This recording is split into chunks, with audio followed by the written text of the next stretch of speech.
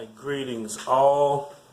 This is Malik Assad Jafar, and today we're going to be going over living life without consensus or a cosigner.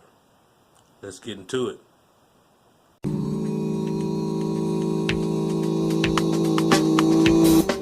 I'm the best, so do not test the top of my profession, the master of my chosen field. Of that there is no question. Serious.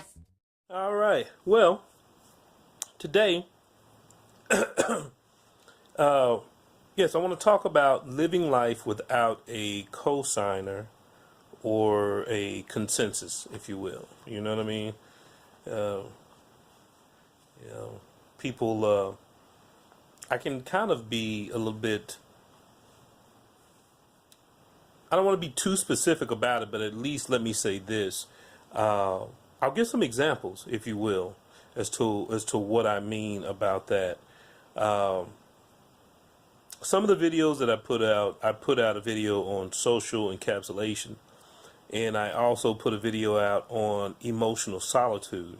And these are tools that a person can use to reclaim themselves, to gather themselves, to gain this new identity that they're needing, or that they feel like they, are needing to seek. So those are two tools that can be used in regards to, knowledge of self, and what I will probably be talking about, if not in the next video, pretty soon.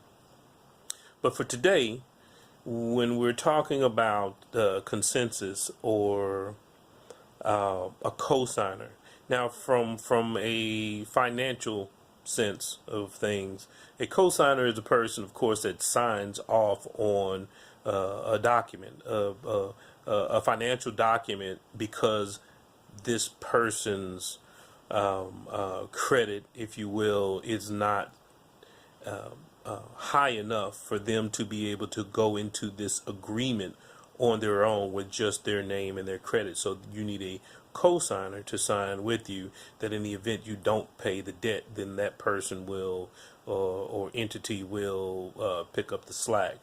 A consensus is pretty much the same thing. You know what I mean? It's like is having other agreeable opinions about fill in the blank. About a belief, or about an idea, about a direction that I have to go in. And so what I'm here to tell you today is that, you don't need no stinking cosigner. I mean, like, at the end of the day, here's the reality of things. And let's look at it from that financial aspect of things. If you wanted to purchase a vehicle, and of course your credit was bad or not significant enough, they're going to need a co-signer on your documentation. But if you had the cash needed to purchase the vehicle, then you would not you would need a co-signer. You would just go and get it, right? But let's say, for example, you still have a relatively moderate or poor credit score, and you walk in there and they're telling you that you need a cosigner. How do you remove this cosigner from your equation? What are some things that you could do?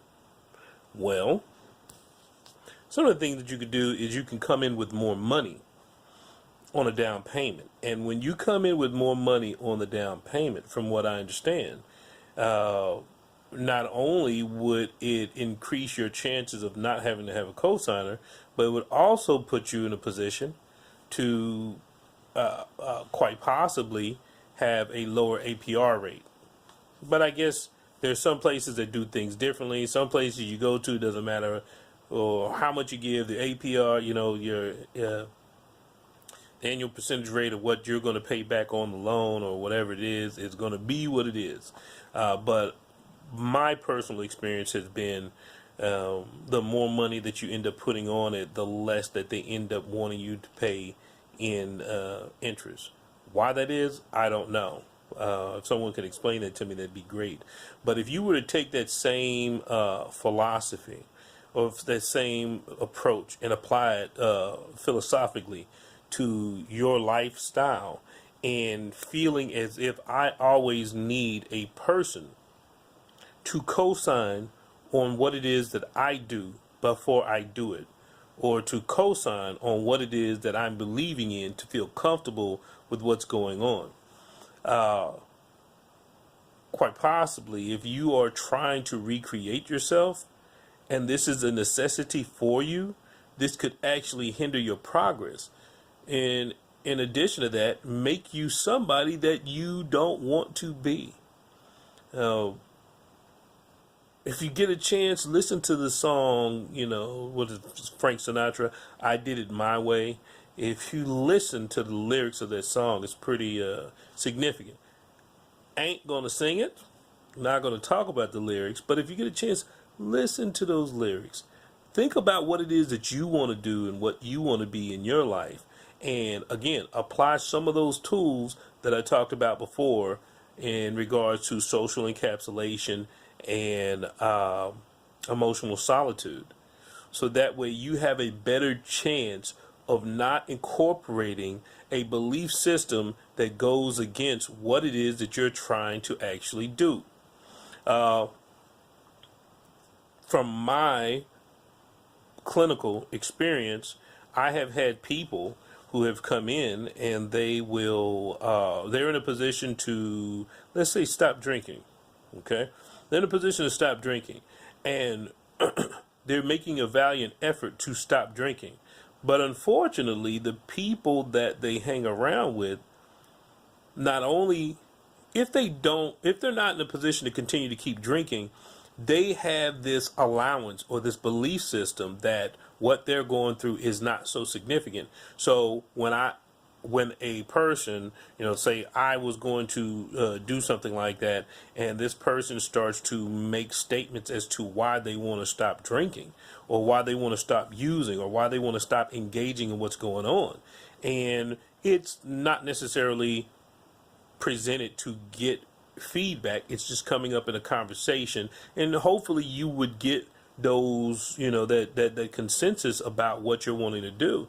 But sometimes that person or persons or entities will actually not just refute what was said, but then give an option that actually negates the belief and the direction or your actions that you want to go in, causing a person to get stuck in a cycle, a vicious cycle sometimes too, on top of that.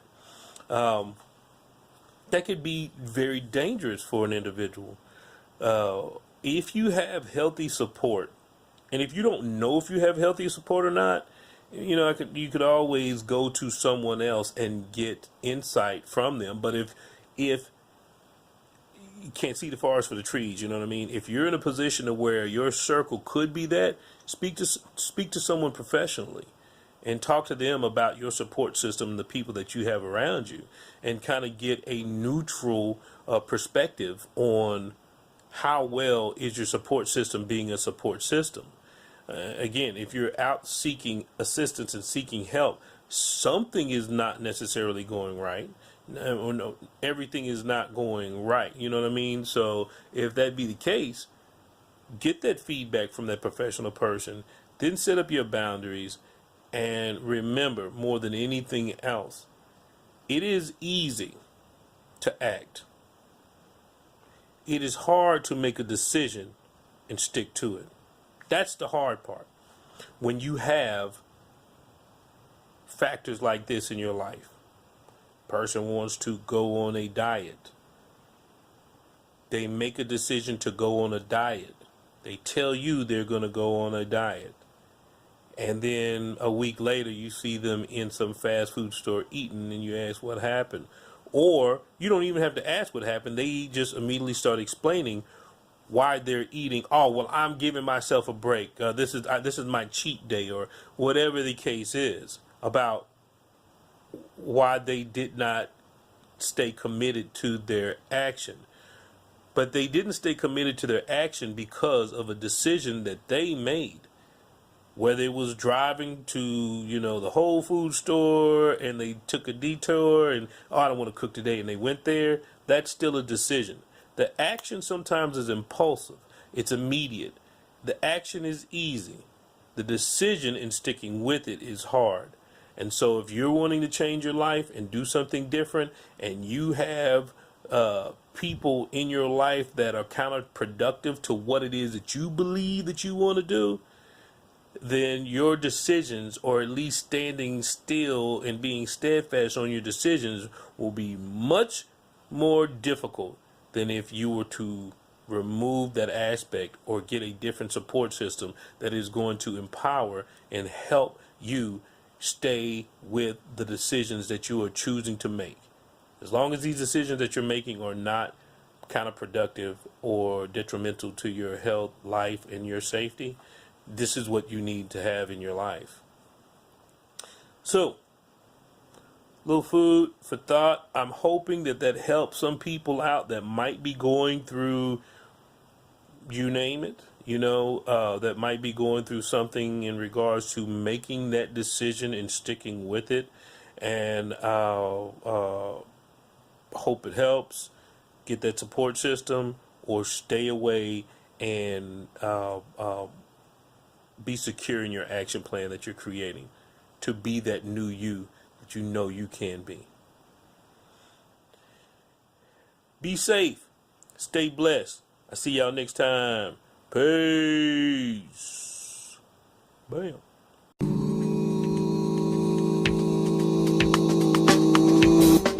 I'm the best, so do not test the top of my profession. The master of my chosen field, of that there is no question.